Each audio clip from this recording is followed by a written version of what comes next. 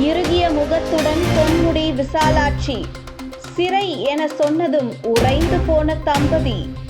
கதறி அழுத விசாலாட்சி. வருமானத்துக்கு அதிகமாக சொத்து சேர்த்த வழக்கில் தமிழக உயர்கல்வித்துறை அமைச்சர் பொன்முடி அவரது மனைவிக்கும் தலா 3 ஆண்டுகள் சிறை தண்டனையும் 50 லட்சம் ரூபாய் அபராதமும் விதித்து சென்னை உயர்நீதிமன்றம் தீர்ப்பளித்துள்ளது. 3 ஆண்டுகள் தண்டனை மற்றும் அபராதம் விதிக்கப்பட்டதால் அமைச்சர் மற்றும் எம்எல்ஏ பதவியை பொன்முடி இழந்துள்ளார். அமைச்சர் பொன்முடிக்கும் அவரது மனைவி விசாலாட்சிக்கும் 3 ஆண்டுகள் சிறை தண்டனை என அறிவிக்கப்பட்டதால் அவர் நீதிமன்றத்திலேயே கதறி எழுதார். கடந்த 2006-2011 ஆண்டு காலகட்டத்தில் திமுக ஆட்சியின் போது உயர்கல்வி மற்றும் கனிம வள அமைச்சராக பொன்முடி பதவி வகித்தார். அப்போது வருமானத்திற்கு அதிகமாக சொத்து சேர்த்ததாக பொன்முடி மீதும் அவரது மனைவி விசாலாட்சி மீதும் 2011 ஆண்டு அதிமுக ஆட்சியில் லஞ்ச ஒழிப்புத்துறை போலீசார் வழக்கு பதிவு செய்தனர். இந்த வழக்கை விசாரித்த விழுப்புரம் சிறப்பு நீதிமன்றம் இருவரையும் விடுதலை செய்து 2016 ஆண்டு ஏப்ரலில் தீர்ப்பளித்தது.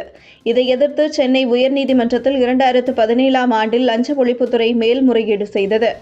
இந்த வழக்கை நேற்று முன்தினம் விசாரித்த நீதிபதி ஜெயச்சந்திரன் பொன்முடி மற்றும் அவரது மனைவியை விடுவித்து விழுப்புரம் சிறப்பு நீதிமன்றம் பிறப்பித்த உத்தரவை ரத்து செய்து உத்தரவிட்டார்.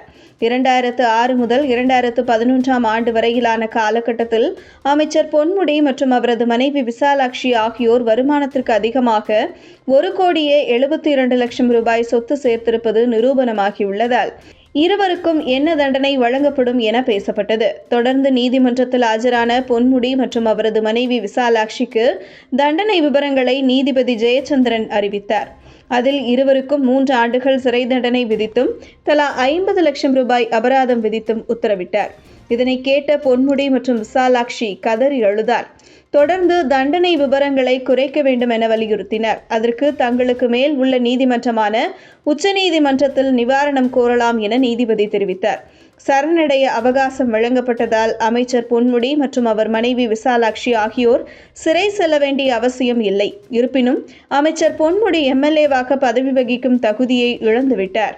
இந்த நிலையில் நீதிபதி ஜெயச்சந்திரன் தண்டனை விவரங்களை அறிவித்தவுடன் பொன்முடி மனைவி விசாலாட்சி நீதிமன்றத்தின் உள்ளே அழுததாக கூறப்படுகிறது.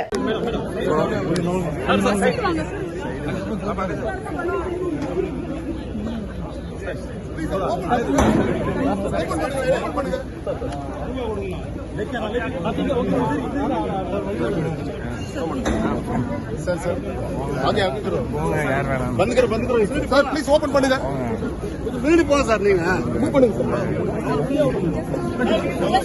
Sir good